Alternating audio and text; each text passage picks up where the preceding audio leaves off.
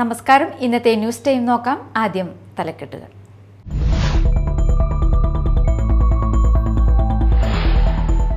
കൊടുങ്ങല്ലൂരിലെ യുവതിയെ കിടപ്പുമുറിയിൽ മരിച്ച നിലയിൽ കണ്ടെത്തി. സ്വകാര്യ പണമിടപാട് സ്ഥാപനങ്ങളുടെ ഭീഷണി മൂലം ജീവനൊടുക്കിയതാണെന്നാരോപിച്ച കുടുംബാംഗങ്ങൾ രംഗത്തെത്തി.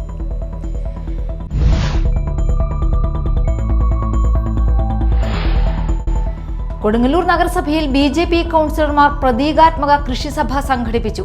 കർഷകരോടുള്ള അവഗണനയ്ക്കും സാമ്പത്തിക വർഷത്തെ പദ്ധതികൾ നടപ്പിലാക്കാത്തതിനുമെതിരെയാണ് പ്രതിപക്ഷ കൗൺസിലർമാർ കൃഷിസഭ നടത്തി പ്രതിഷേധിച്ചത്.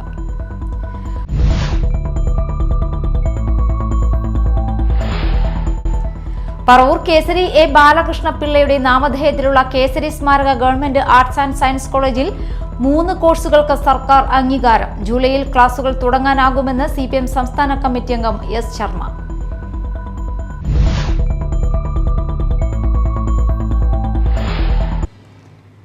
വാർത്തകൾ വിശദമായി.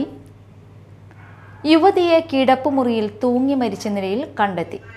കൊടുങ്ങല്ലൂർ എറിയാട് യു ബസാർ പാലമറ്റം കോളനിയിൽ വാക്കാശ്ശേരി രതീഷിന്റെ ഭാര്യ ഷിനിയാണ് മരിച്ചത്. ബുധനാഴ്ച ഉച്ചയോടെയായിരുന്നു സംഭവം. സ്വകാര്യ പണമിടപാട് സ്ഥാപനങ്ങളുടെ ഭീഷണി മൂലം ജീവനൊടുക്കിയതാണെന്നാരോപിച്ച് കുടുംബാംഗങ്ങൾ രംഗത്തെത്തി. ബുധനാഴ്ച ഉച്ചയോടെ ഒന്നിലധികം പലിശ ഇടപാട് സ്ഥാപനങ്ങളിലെ കളക്ഷൻ ഏജന്റുമാർ ഒന്നിച്ച് വീട്ടിലെത്തി തിരിച്ചടവ് തുക ആവശ്യപ്പെട്ട് സമ്മർദ്ദം ചെലുത്തിയിരുന്നുവെന്നാണ് വീട്ടുകാർ പറയുന്നത്. ഇതിനിടെ ഷിനി കിടപ്പുമുറിയിൽ കയറി വാതിലടക്കുകയായിരുന്നുവെന്ന് വീട്ടുകാർ പറഞ്ഞു. വീട്ടുകാരും അയൽവാസികളും ചേർന്ന് വാതിൽ പൊളിച്ച് ഉടൻ തന്നെ ഷിനിയെ ആശുപത്രിയിൽ എത്തിച്ചുവെങ്കിലും ജീവൻ രക്ഷിക്കാനായില്ല. കൊരട്ടി പാഥേയം പ്രമുഖ വ്യക്തികൾക്കും സ്ഥാപനങ്ങൾക്കും ആദരമൊരുക്കി.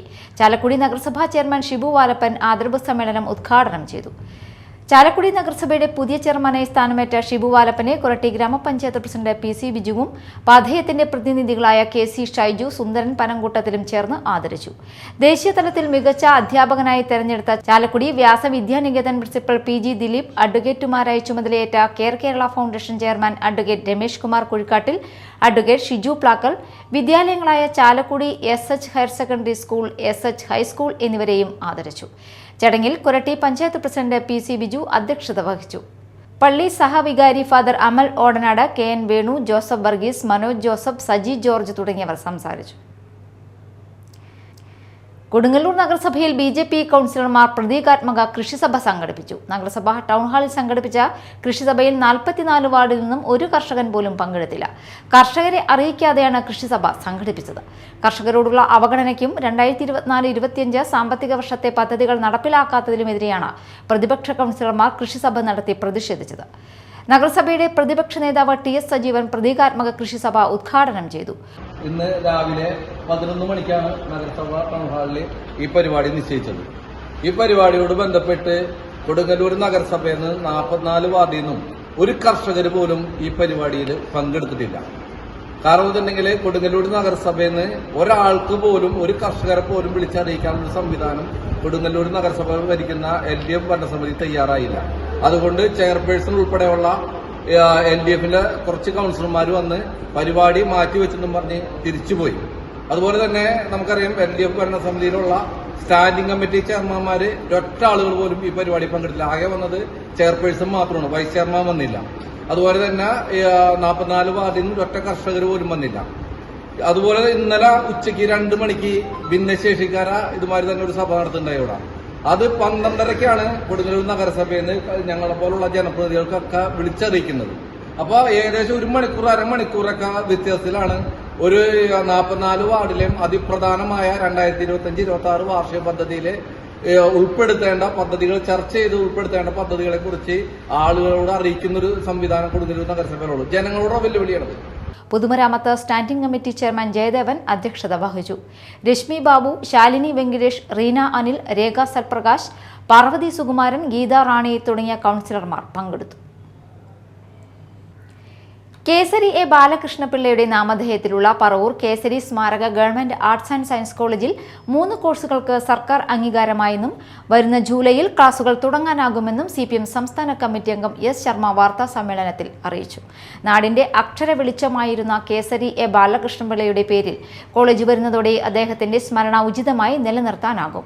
നിലവിൽ പ്രവർത്തിച്ചുവരുന്ന കേസരി ആർട്സ് ആൻഡ് സയൻസ് കോളേജാണ് സർക്കാർ കോളേജാക്കുന്നത്. നിലവിൽ 1.59 ഏക്കർ സ്ഥലമാണുള്ളത്. UGC നിബന്ധന പ്രകാരം കോളേജ് ആരംഭിക്കാൻ 5 ഏക്കർ സ്ഥലം ആവശ്യമാണ്. ബാക്കിയുള്ള സ്ഥലം ന്യായവിലയ്ക്ക് നൽകാൻ ഒരുക്കമാണെന്ന് പരിസരവാസികൾ സന്നദ്ധത അറിയിച്ചിട്ടുണ്ട്. CPM area secretary TV Nidhin, CPI മണ്ഡലം സെക്രട്ടറി PR ശോഭനൻ, LDF മണ്ഡലം convener PN Santhosh, advocate Raphael Antony എന്നിവരും വാർത്താ സമ്മേളനത്തിൽ പങ്കെടുത്തു. അടിയന്തര സ്വഭാവം അർഹിക്കുന്ന കേസായിരുന്നു തുടങ്ങണം എന്ന് നിശ്ചയിച്ചതിന്റെ അടിസ്ഥാനത്തിൽ ഫിനാൻസുകാർ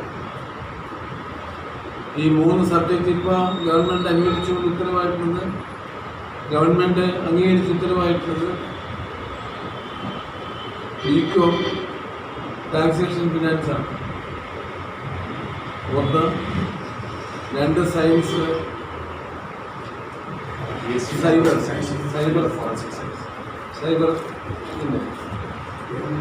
മറ്റ് 3 ജേർണലിസം, മാസ് കമ്മ്യൂണിക്കേഷൻ.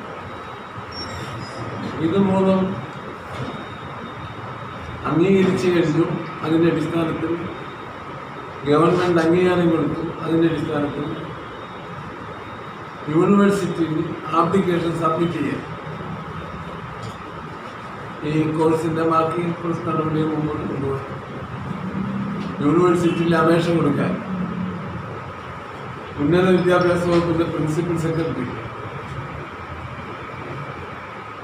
സ്പെഷ്യൽ ഓഫീസർക്ക് റിട്ടേണായിട്ട് നിർദ്ദേശം കൊടുത്തു.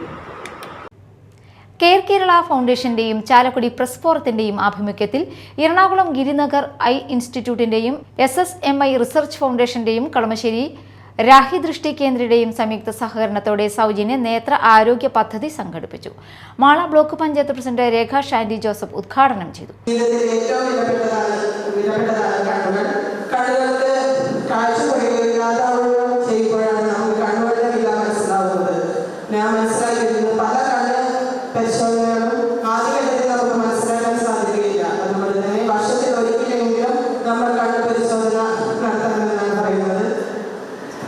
ഇന്ന് പഴയ കാലഘട്ടമല്ല, കമ്പ്യൂട്ടറിന്റെയും മൊബൈൽ ഫോണിന്റെ ഉപയോഗം വർദ്ധിച്ചു വരുന്ന ഈ കാലഘട്ടത്തിൽ ഇന്ന് അത് കുറയ്ക്കാനും നമുക്ക് സാധ്യമല്ല. അതുകൊണ്ട് തന്നെ കുട്ടികളുടെയായാലും മാതാപിതാക്കളുടെയും കണ്ണുകൾ പരിശോധിക്കണമെന്ന് പറയുന്നത്. ഇന്ന് ഇവിടെ 250 കുട്ടികൾക്ക് കണ്ണു പരിശോധനയും ഡ്രൈവർമാർക്ക് കണ്ണട കൊടുക്കുകയും ചെയ്യുന്നത് നമ്മുടെ കെയർ കേരള ഫൗണ്ടേഷൻ. മേലടൂർ സർക്കാർ സമിതി ഹയർ സെക്കൻഡറി സ്കൂളിൽ നടത്തിയ ക്യാമ്പിൽ care Kerala foundation chairman advocate Ramesh Kumar Kuzhikkattil അധ്യക്ഷത വഹിച്ചു. പഞ്ചായത്ത് വികസനകാര്യ സ്ഥിരം സമിതി അധ്യക്ഷൻ TK സതീശൻ മുഖ്യാതിഥിയായിരുന്നു.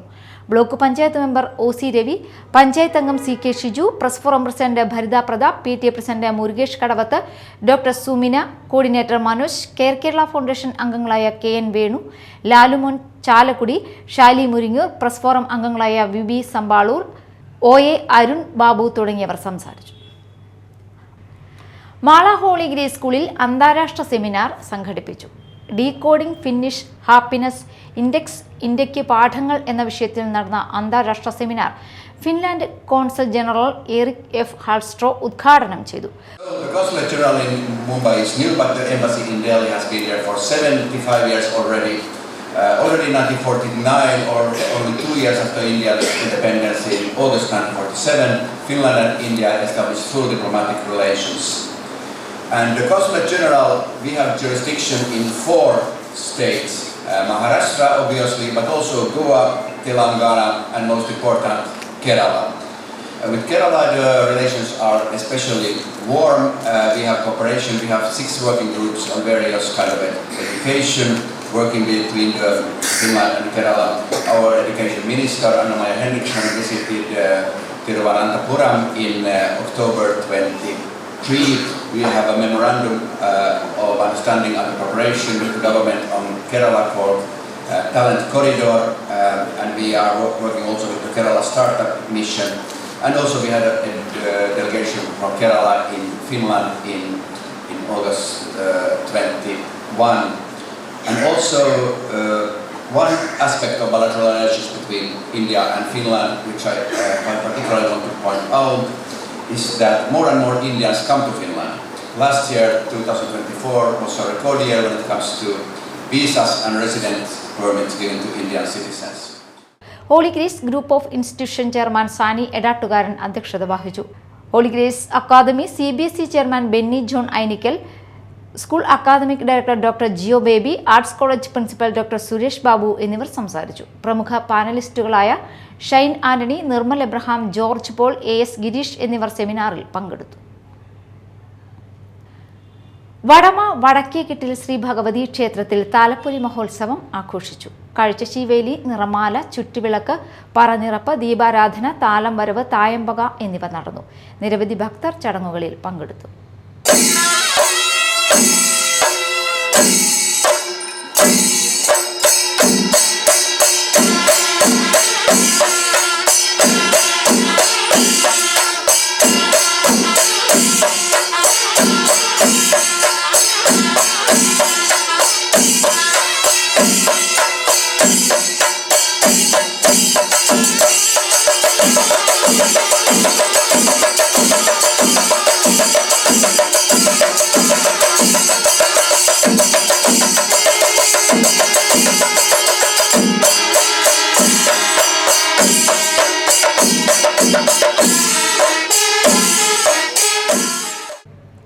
പ്രധാന വാർത്തകൾ വീണ്ടും.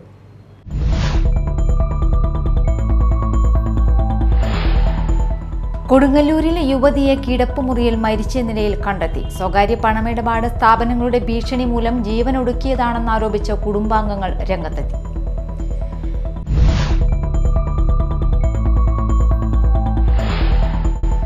കൊടുങ്ങല്ലൂർ നഗരസഭയിൽ BJP കൗൺസിലർമാർ പ്രതീകാത്മക കൃഷിസഭ സംഘടിപ്പിച്ചു.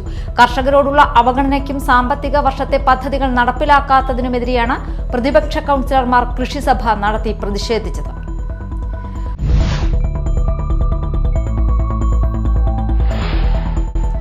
പറവൂർ കേസരി A. ബാലകൃഷ്ണപിള്ളയുടെ നാമധേയത്തിലുള്ള കേസരി സ്മാരക ഗവൺമെന്റ് ആർട്സ് ആൻഡ് സയൻസ് കോളേജിൽ 3 കോഴ്സുകൾക്ക് സർക്കാർ അംഗീകാരം. ജൂലൈയിൽ ക്ലാസുകൾ തുടങ്ങാനാകുമെന്ന് CPM സംസ്ഥാന കമ്മിറ്റി അംഗം S. ശർമ്മ.